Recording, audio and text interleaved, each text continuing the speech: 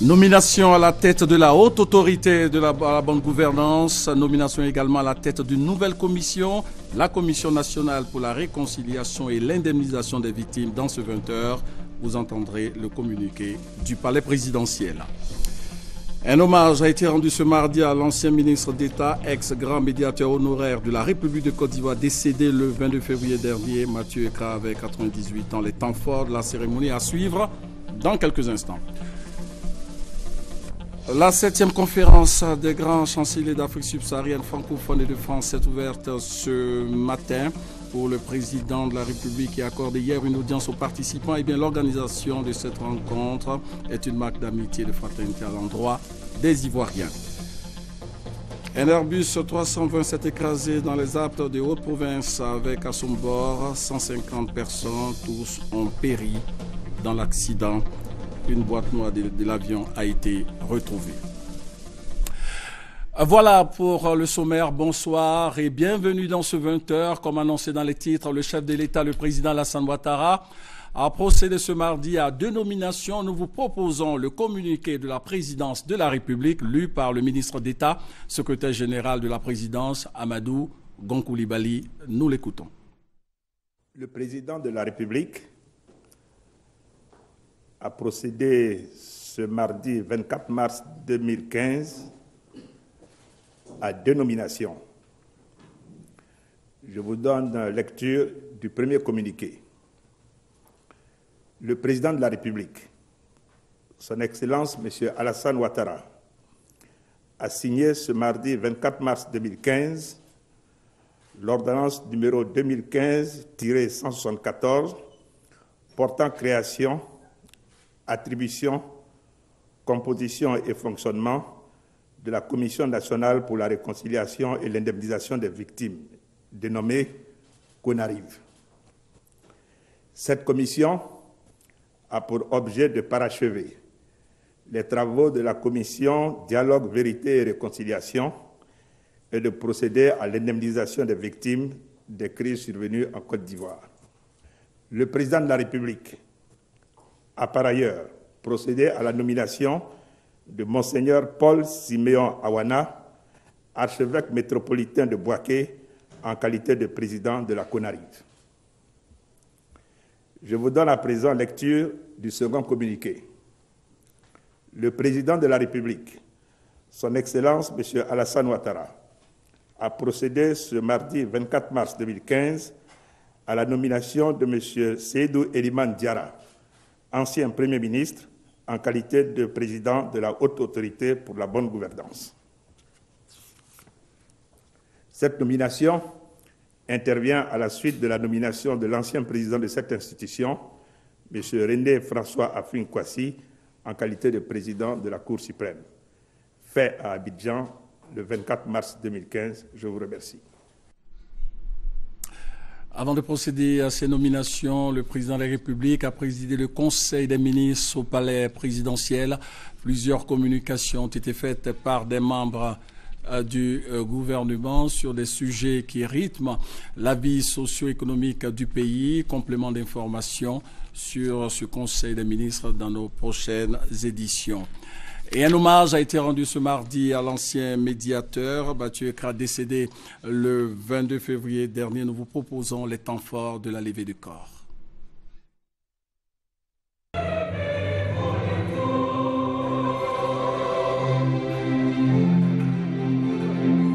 Un mois après le décès de Mathieu Ekra, la douleur de la séparation demeure perceptible chez les proches du défunt.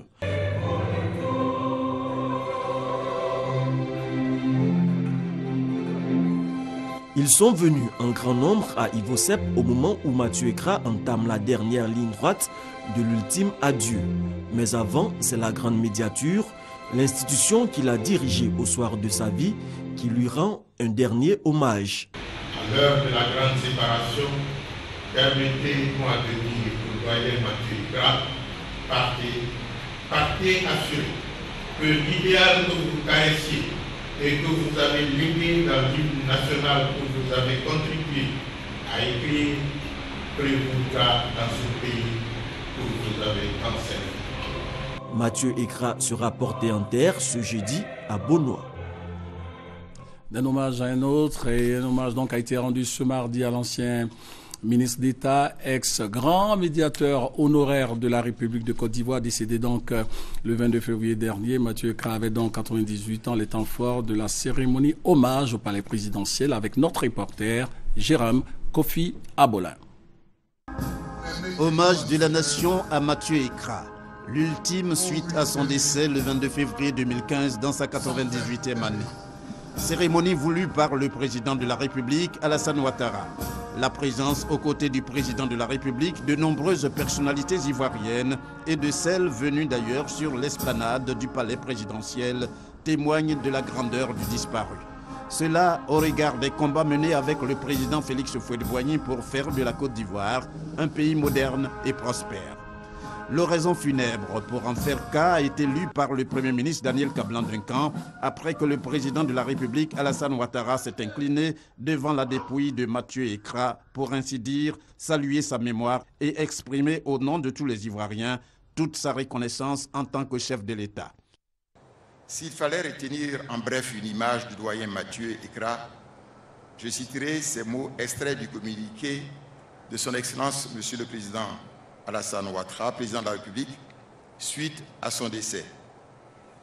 Citation, le doyen Mathieu Ekra était une grande figure de l'histoire de notre pays.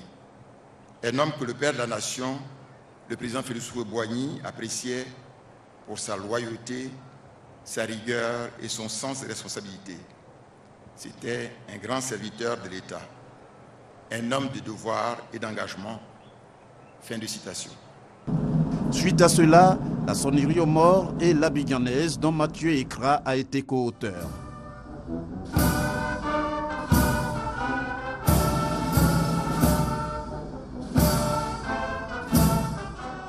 Hommage également marqué par un défilé militaire, les troupes en présence composées d'un peloton de la gendarmerie, d'une section des forces terrestres, d'une section des forces de la marine et d'une section des forces aériennes, dans une orchestration des éléments de la garde républicaine. Des troupes sous le commandement du commandant Nazer Arseke, chef de corps du 1er bataillon de l'infanterie d'Akouedo. Dernier acte quand le corps a été mis dans le corbillard pour le remettre à sa famille. C'est la remise par le président de la République, Alassane Ouattara, du drapeau national à l'épouse de l'illustre disparu pour les loyaux services rendus à la nation.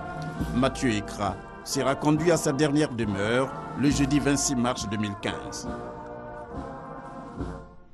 Ok, eh bien, ce message du chef de l'État, il s'agit de, donc, suite au décès de Lee Kuan Yew, père fondateur et ancien Premier ministre de Singapour, le chef de l'État, le président Alassane Ouattara, a adressé un message au président de la République de Singapour, Tony Tan, pour dire sa profonde émotion pour le président Alassane Ouattara, l'illustre disparu. Lee Kuan Yew a su marquer l'histoire de son pays et de l'Asie tout entière. Albert Tchébodjiré, ex-représentant de l'ONU en Côte d'Ivoire, s'est entretenu ce mardi avec Soro Guillaume, président de l'Assemblée nationale, présent en Côte d'Ivoire dans le cadre des obsèques de Mathieu Ekra, ex-ministre d'État décédé le 22 février dernier. Eh bien, Albert Tchébodjiré a tenu, au cours de cette audience, à féliciter les autorités ivoiriennes pour les efforts consentis dans le cadre de la réconciliation et de la relance de l'économie ivoirienne post-crise. Konaté Moussa. Ils ne s'étaient pas revus depuis 10 ans. Ce 24 mars 2015 sonnent les retrouvailles entre le président de l'Assemblée nationale Guillaume Soro et Albert Tchébodjiré, l'ancien représentant du secrétaire général de l'ONU en Côte d'Ivoire de 2003 à 2005. Je me souviens les réunions nocturnes et puis aussi les réunions diurnes qu'on a eues avec lui à plusieurs reprises pour parler de la paix en Côte d'Ivoire. Il est aujourd'hui à Abidjan et c'est avec beaucoup de plaisir que je l'ai reçu. Nous avons longuement échangé. Un homme de paix, il a cherché à savoir comment la situation politique nationale évoluait. Nous avons fait un tour d'horizon. Merci à Côte d'Ivoire qui m'a révélé une dimension de mon engagement personnel à la paix et à l'Afrique. J'ai eu cette chance de connaître la Côte d'Ivoire de manière plus approfondie lorsque les circonstances m'ont conduit à être le représentant spécial du secrétaire général des Nations Unies en Côte d'Ivoire. L'ancien fonctionnaire des Nations Unies reste attaché à ses idéaux de paix en Afrique. Il appelle à une mobilisation contre Boko Haram. Je voudrais que l'Afrique soit réconciliée, soit en paix. Et pour que cette paix vienne, il faut que nous travaillions sérieusement à vivre ensemble. Ce n'est pas par Boko Haram vaincu par les armes que nous vivrons ensemble. Ce n'est pas Boko Haram vaincu par l'esprit que nous vivrons. Et par conséquent, je viens de prier tous les responsables de ce pays de nous aider à ce que l'Afrique ne sombre pas dans Boko Haram. Albert Tevoe Djere est en Côte d'Ivoire pour prendre part aux obsèques de l'ancien médiateur de la République, Mathieu Ekra, décédé le 22 février dernier. Le président de la République se rend demain en Turquie pour une visite officielle qui s'inscrit dans le cadre du réchauffement de la coopération ivoiro-turque. Les enjeux de cette visite avec notre envoyé spécial, Habiba Dambélé. Pas un jour sans qu'on assiste à ce cérémonial. Toutes les délégations étrangères doivent s'y plier. La visite du mausolée de Mustafa Kemal Atatürk. Et c'est inscrit au début de toutes les visites officielles à Ankara, la capitale de la Turquie, et deuxième ville du pays après Istanbul. Lieu de pèlerinage pour les uns, touristique pour les autres, les Turcs rendent ainsi hommage au père de la nation, à leur premier président, celui qui a choisi de faire de Ankara la capitale de la Turquie en 1923, le grand réformateur qui a décidé de faire de son pays un État laïque où les différentes confessions religieuses cohabitent de façon pacifique. Atatürk y est enterré depuis 1953. Le jeudi, à 10h15 précisément, le président Alassane Ouattara sera ici même au mausolée d'Atatürk. C'est le fondateur de la Turquie moderne. C'est un long parcours. Le président va escalader 27 marches à l'entrée du mausolée, passer dans un long couloir de 202 mètres avant de monter 42 marches et déposer sa gerbe de fleurs. C'est une tradition dans ce pays. Et Habiba Dambélé nous dit que des prises de contact sont prévues en Turquie au cours de cette visite officielle. Et déjà sur place, le ministre ivoirien en charge de la construction, du logement, de l'assainissement et de l'urbanisme, Mamadou Sanogo, a rencontré des opérateurs du secteur de l'immobilier. On retrouve donc Habiba Dambélé sur place. Le plan d'urbanisation de Ankara, ville de 6 millions d'habitants, capitale de la Turquie, n'a rien à envier à celui des grandes métropoles européennes. L'État turc, dans sa volonté de moderniser et harmoniser son plan directeur et résoudre ses problèmes de logement, a constitué une société d'État chargée de construire toutes les infrastructures, qu'elles soient administratives, sociales, sanitaires, religieuses ou sportives. Cette entreprise est TOKİ. Elle se fixe l'objectif ambitieux de construire 1 million de logements en Turquie. Nous avons appris que ce pays a besoin de la construction des logements sociaux. Nous avons parlé du fait qu'on a construit 600 000 logements en 10 ans. On a raconté comment on a constitué nos fonds. Et on a parlé également du fait qu'on n'a pas utilisé les fonds de l'État. Donc, on peut construire aussi chez vous donc, grâce à ces méthodes.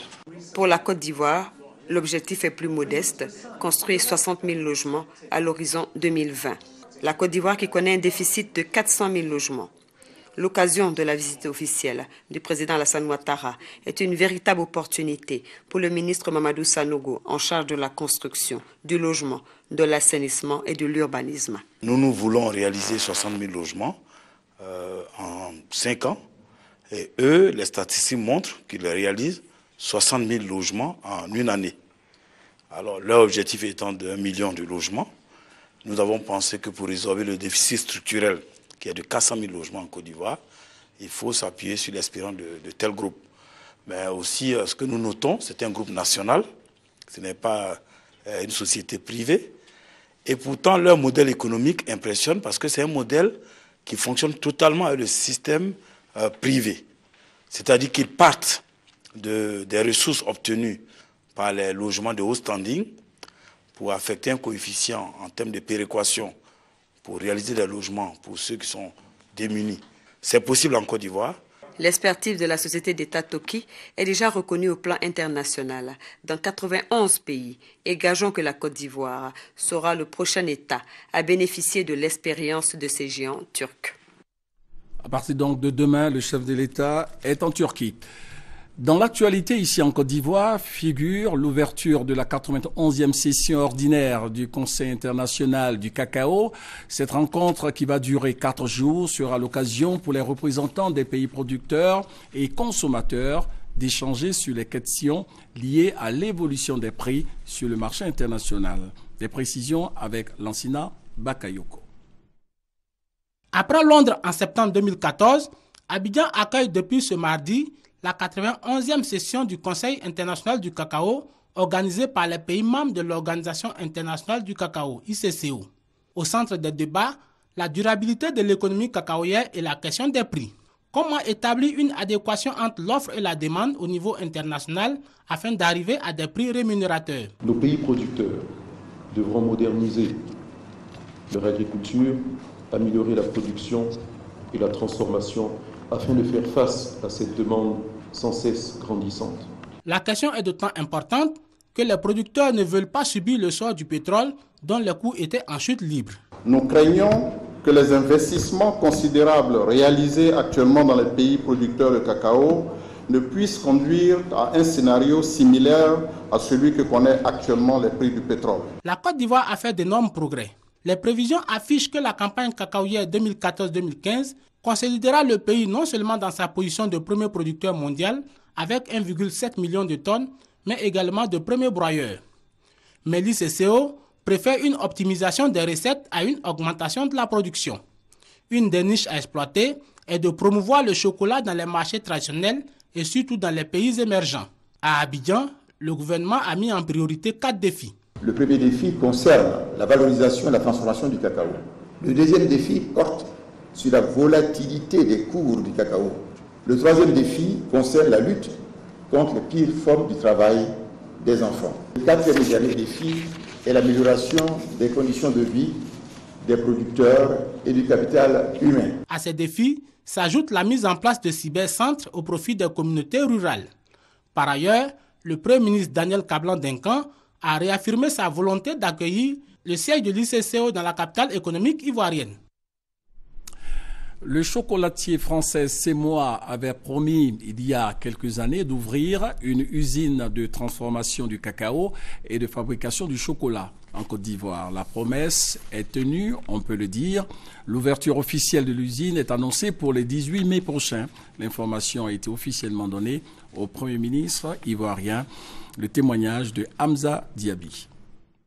Le 18 mai 2015, le chocolatier Semois s'installe en Côte d'Ivoire. Intéressé depuis plusieurs années par la vente des produits consommateurs sur la Côte d'Ivoire et la sous-région, la chocolaterie va ouvrir et tenter de bénéficier du gigantesque marché sous-régional. Le président directeur général du groupe est venu le confirmer au Premier ministre Daniel Kablan-Duncan. Nous sommes des fervents amateurs déjà du cacao de Côte d'Ivoire, des fervents défenseurs de l'origine Côte d'Ivoire, de la qualité du cacao ivoirien.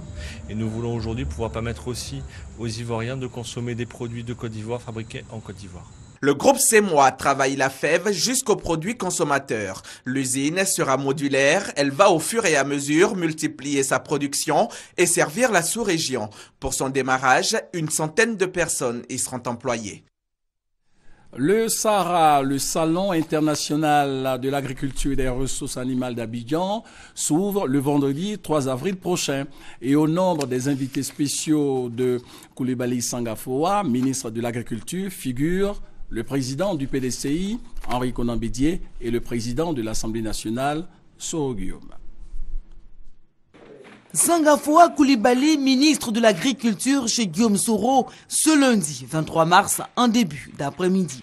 L'objet de l'entretien, le salon de l'agriculture et des ressources animales prévu débuter le 3 avril prochain. Le ministre a remis officiellement la lettre d'invitation du président de l'Assemblée nationale. Guillaume Soro est le parrain de l'événement qui recevra plus de 500 exposants et au moins 50 000 visiteurs par jour. Nous avons indiqué au président de l'Assemblée nationale que nous souhaitons relancer ce projet, mais surtout le porter à la hauteur de l'ambition du chef de l'État, qui veut faire de notre pays un pays émergent à l'horizon 2020. Et pour y arriver, tout le monde sait que le secteur agricole a un rôle prépondérant à jouer. Et nous voulons faire d'Abidjan la plaque tournante du secteur agricole dans la sous-région. Ce même lundi, en fin de journée, le ministre de l'Agriculture se rend chez Henri Konan Bédié pour l'inviter au salon. Dans le bureau, ils sont assis côte à côte, un rapprochement, une convivialité qui a tout son sens. Le président du PDCI est l'initiateur du SARA en 1997, alors qu'il était président de la République à cette époque. Henri Konan Bédié est visiblement heureux. Comme il le rappelle, c'est encore l'un de ses projets de développement repris et exécuté par l'actuel gouvernement. Une marque de respect et de considération qu'il n'a pu cacher. Je suis très heureux du retour du SARA. Je félicite le ministre et j'encourage le gouvernement à persévérer dans ce sens. La 3e édition du SARA offre de grandes innovations que les 50 000 visiteurs auront l'occasion de découvrir. Premier producteur mondial de cacao et de noix de cola, premier producteur africain de latex, de bananes et premier exportateur mondial de noix de cajou, le SARA va révéler les potentiels agricoles du pays. C'était le compte-rendu de Gabriel Zani. La 7e réunion des grands chanceliers d'Afrique subsaharienne francophone et de France s'est ouverte ce matin. Et pour le chef de l'État, le président Alassane Ouattara, qui a accordé hier une audience aux participants, eh bien, l'organisation de cette rencontre dans la capitale économique de la Côte d'Ivoire est une marque d'amitié et de fraternité à l'endroit des Ivoiriens. Au programme de cette 7e conférence, le bilan du fonctionnement des grandes chancelleries de l'espace francophone. Un atelier d'échange a été organisé par le CIRES, le Centre ivoirien de recherche économique et sociale.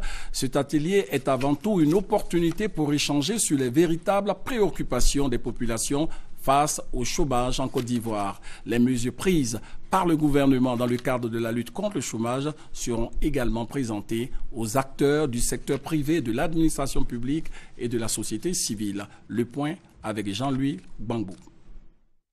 Selon les résultats de l'enquête emploi réalisée par l'Institut national de la statistique, INS, et l'Agence d'études et de promotion de l'emploi, AGEP, le taux de chômage en Côte d'Ivoire est passé de 15,7% en 2008 à 8,7% en 2012. Ce qui signifie que le chômage qui avait atteint des proportions inquiétantes depuis plusieurs années commencerait à être maîtrisé grâce aux mesures de politique sociale prises par le gouvernement. Cependant, certains Ivoiriens estiment ne pas percevoir cette amélioration. Le taux de chômage actuellement est encore très élevé, malgré les efforts consentis par l'État pour réduire le chômage. Nous qui vivons ici actuellement en cas d'emploi. On voit que maintenant dans les sociétés, il faut toujours avoir des connaissances avant d'avoir du travail, ce qui fatigue beaucoup. On sait qu'il y a une certaine amélioration, ce n'est pas ce qu'on attend véritablement.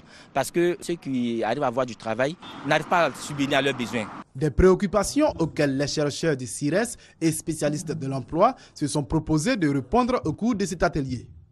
Ce qu'il faut noter, c'est que les mesures prises par l'État au plan macroéconomique qui ont pour objectif d'accroître la demande et de faire en sorte que les entreprises produisent plus. Et si les entreprises produisent plus, elles ont besoin, bien entendu, de main-d'œuvre pour travailler et cela va entraîner une augmentation donc, de la demande de travail. Pour le directeur adjoint du CIRES, il faut surtout mettre l'accent sur la sensibilisation, sur les concepts utilisés pour mieux apprécier l'évolution des indicateurs du marché du travail que sont le chômage et le sous-emploi. Abidjan abrite à partir de demain les assises de la jeunesse. Ces travaux qui portent sur le thème « Investir dans la jeunesse, un pari pour l'avenir » attendent plus de 20 000 participants, 200 organisations de jeunesse. Hakim Lacher, jeune politique français, est invité à Abidjan pour participer à ces assises. Gabriel Zani l'a rencontré cet après-midi même. La 4e édition des Assises de la jeunesse ivoirienne, c'est pour demain, mercredi 25 mars, au Palais des Sports de Treichville. Des organisations de jeunesse, les ministères en charge des questions liées aux jeunes, des chefs d'entreprise, présidents d'institutions et les jeunes seront présents pour discuter et débattre des sujets de formation-emploi, d'accompagnement des PME et d'accès des jeunes au crédit. Bref, autant de sujets que possible suscités par la question des jeunes. Mais avant, Hakim Lacher, jeune talent politique français, se prononce sur ces assises. Je crois que le premier point, c'est l'éducation, d'avoir une population qui puisse accéder au savoir, à l'apprentissage, aux universités, aux formations. Elle s'est faite aussi par un investissement de la jeunesse, un investissement dans différentes associations, un investissement dans l'entreprise. Et surtout, je crois que ce qui est important, c'est cette prise d'initiative et cette audace que doit avoir la jeunesse, que ce soit à Abidjan ou à Paris. Plus de 20 000 visiteurs et 200 organisations de jeunesse attendues pour ces assises devront expliquer ou comprendre pourquoi il est important d'investir dans la jeunesse. Pour Hakim Lacoeur, les décisions arrêtées au soir du 28 mars, date de clôture des travaux, devront être suivies et mises en application. Il ne faut pas se réunir pour finalement déblatérer autour d'une table. Il faut se réunir pour que finalement on en ressorte des solutions et surtout qu'on les mette en application. C'est ça le plus important. Les prix de meilleurs jeunes inventeurs, meilleurs entrepreneurs jeunes du parcours exceptionnel récompenseront les jeunes qui se distinguent déjà par leur travail au terme des travaux. La ministre de l'Éducation nationale et de l'Enseignement technique, Andia Camara, est allée dire la compassion du gouvernement ivoirien à la famille du jeune Hippolyte Junior Soméné, 17 ans, élève en classe de 4e, qui a perdu la vie le vendredi 7 mars dernier. Ben Touré, Hamza Diaby. La ministre de l'Éducation nationale et de l'Enseignement technique a perdu un enfant, un élève, probablement un futur cadre de ce pays. Hippolyte Junior Soméné, 17 ans, élève en classe de 4e, est mort le samedi 8 mars dernier des suites d'un coup de poignard assassin d'un autre élève. Son crime, il aurait refusé d'abandonner les cours pour suivre un mouvement de grève. Ce vendredi-là, nous étions en train de faire cours lorsque les élèves du lycée modèle à Bobo sont arrivés. Ils disent que comme il ne faut pas cours, nous on a sorti de l'école. Nous on ne voulait pas sortir, on était cachés dans les classes. Les directeurs de l'école sont venus pour dire que nous on a sorti. En sortant, il y a un autre groupe qui venait par l'arrière. Dès qu'on est sorti net, c'est dans ça qu'ils l'ont piqué. Ces échauffourées tireraient leur source de la rétention des notes par certains enseignants du secondaire qui réclament le déblocage de leur salaire. Accompagnée de l'ensemble de ses collaborateurs et du conseil municipal d'Abobo, la ministre est venue consoler la famille. Elle annonce des mesures. Mais des mesures sont prises pour que devant les grands lycées, les grandes écoles, il y ait un détachement de forces de sécurité. Je demande la patience à tous les enseignants, la patience à tous les acteurs du système éducatif de reprendre le chemin de l'école pour faire en sorte que nous puissions bien préparer l'année qui a bien commencé et surtout préparer les examens scolaires pour que nos enfants puissent aller aux examens dans de bonnes conditions, surtout dans des conditions de sécurité. 5 millions de francs CFA sont remis à la famille éplorée au nom du gouvernement. Mais au-delà de ce geste, la présence de la ministre Kondia à leur côté, en ce moment de grande épreuve, atténue la douleur des parents du défunt. Ce mercredi 25 mars, la ministre de l'Éducation nationale rencontrera les syndicats d'enseignants. Une énième discussion pour tenter de ramener la sérénité à l'école, tout en espérant que la température baisse et que le calme revienne dans nos établissements scolaires. L'avenir des 5 millions d'élèves de Côte d'Ivoire en dépend. Une escale dans le domaine de la religion avec cette interrogation. Quelle contribution de l'imam à l'édification spirituelle et morale de la communauté ivoirienne? C'est le thème d'un séminaire qui a réuni des imams du Sud Komoué à Grand Bassam, séminaire initié par le COSIM, le Conseil supérieur des imams. Konaté Moussa pour en savoir un peu plus. Des imams hors de leur mosquée, stylo et cahier en main. Ces guides religieux de la région du Sud Komoué participent à un séminaire de formation, un renforcement de capacités pour leur permettre de mieux enseigner les pratiques de l'islam. Nous sommes toujours en face de la population, dans les mariages, chaque vendredi dans les sermons. Donc il est très utile que celui qui se communique, qui est toujours en permanence avec sa communauté, doit être toujours formé. Et ça, c'est une formation de recyclage pour. Quand l'enseignant est mal formé, il ne peut que donner de mauvais enseignements. Donc nous avons un enseignant bien formé afin que lui aussi à son tour puisse véhiculer de bons enseignements, afin que l'enseignant puisse profiter de beaucoup de choses. Un bon guide doit être bien formé. L'initiative du Conseil supérieur des imams COSIM répond à une ambition, celle de faire des imams des éclaireurs de la société. C'est essayer de développer les capacités de nos imams pour qu'ils connaissent mieux la religion en l'adaptant au contexte ivoirien, pour que l'application de l'islam en Côte d'Ivoire tienne compte de nos réalités, de notre histoire et de la composition de notre société. Et pour qu'ils puissent être des vecteurs de la cohésion sociale, de la paix et de l'harmonie dans notre société. Cette formation des imams a pour thème la contribution de l'imam dans l'édification spirituelle et morale de la communauté. Elle va s'étendre à d'autres régions de la Côte d'Ivoire.